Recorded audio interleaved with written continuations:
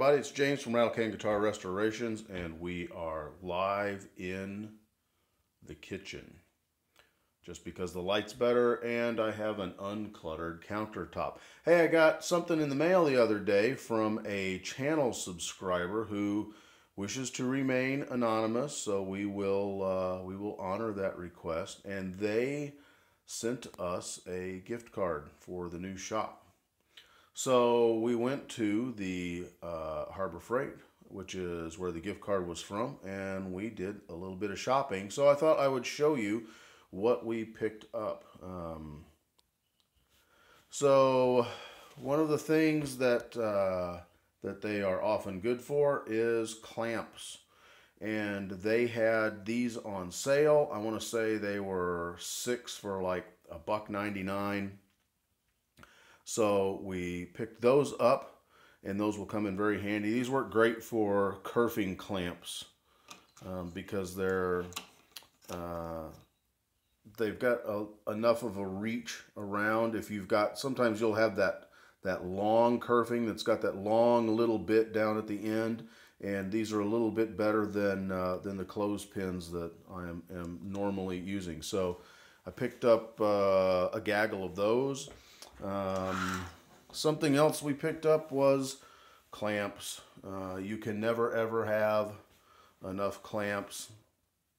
And as we're gluing up Adam's guitar this morning, yes, I found a need for more clamps. So we picked up some of these. These are the little small 6-inch clamps. Just don't man, just don't go Hercules on them, because you'll start popping stuff. You'll start popping stuff off. But for what we are using them for, they'll work just fine. Something else that I'm not sure how this one's going to work out. This one's kind of a little dicey. These are small brass planes. This one's an open box, and that's okay because the third plane that goes right there has a blade that sits 90 degrees to the base. And I honestly just don't know how useful that would be for me. I'm sure there's somebody out there that could just, use the dog snot out of it. I am not that guy. So we'll take a chance on these.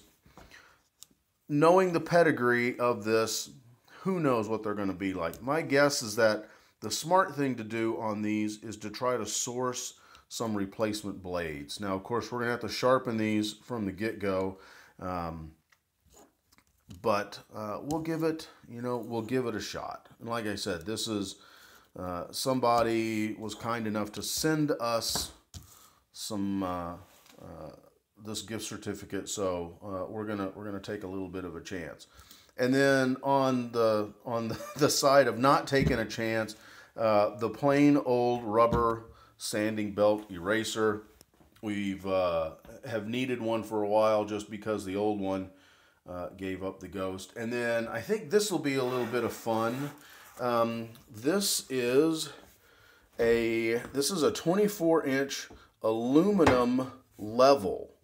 I'm not going to use it mainly for the level part of it, but this nice flat machined edge along here. We're going to do an experiment and see if we can turn this into a leveling beam. So, and then I've got some sanding belts. They're a little bit wider than this, but we'll cut them down. And so what we'll do is we'll cut this sanding belt apart, stretch it out, and then we will use the old super glue trick. If you're a fan of Crimson Guitar builders, there's a super trick using masking tape and super glue to replicate much more expensive double-sided tape. So this will be an experiment, and we'll see if we can make it work or not, because I think this was 20 bucks, and these were a couple of bucks or something like that. And sanding beams are like super expensive. They're wider, they're longer, they're heavier. Do I necessarily need wider, longer, and heavier? We'll see. So anyways, that is our unexpected windfall from yesterday's mail. Once again, a very kind subscriber to the channel who wishes to remain anonymous sent us a gift card.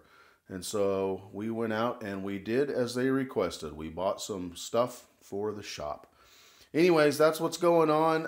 Yes, actually, I am putting the parlor together. I've gotten I have glued, there was a portion of the soundboard up by the neck block that was separating, so that has been glued, and it's clamped down with some spool clamps, and it's curing right now. So we're going to go to the other house. We're going to do some fun stuff. No, not fun stuff. We're going to air seal some top plates, and we're going to start looking at making templates because we have to replace all the switches in Mrs. Rattlecan's house when we rewire. Currently, they're horizontal switches. We're going to move them to vertical switches. So I need to make a template to cut out the those spaces. And then hopefully this afternoon we'll get back into the shop. That seam will have cured up, and then we can start gluing the other piece back on. So that's what's going on today. It's a lovely fall day. I say that with as much sarcasm as I can put into a live broadcast. It's just, I don't know, it's 40 degrees, it's gray, it's overcast, it's windy, it's kind of crappy, and that just means I should get to the other house and rake leaves. So that's what's going on. Hey, if this has been helpful at all, be sure to give us a like. If you've got something you want to put for the rest of the world to see, make sure you can put it in the comments down in the sermon notes. It's pretty cool. I don't do like because I can't think on the spot. I see that. I'm sorry. I'm reading the comments here. Yes, I'm in Ohio. We're in Dayton. We're south of Dayton. And it's supposed to get like really crappy. It's supposed to get down into the 20s Thursday into Friday. And then Saturday, it gets up into the 50s, and it's going to rain, and we're supposed to have 50-mile-an-hour winds, which is about as much fun as a kick in the face. And then Sunday morning, it'll be back down to 20. So, oh, there goes the cat. That was Adolf showing you his better side. So that's what's going on. Hey, you guys have a great day. Be sure to subscribe to Rattlecan Guitar Restorations. And if you really want a good laugh, consider subscribing up to Mrs. Rattlecan's house. You guys have a great day. Cheers.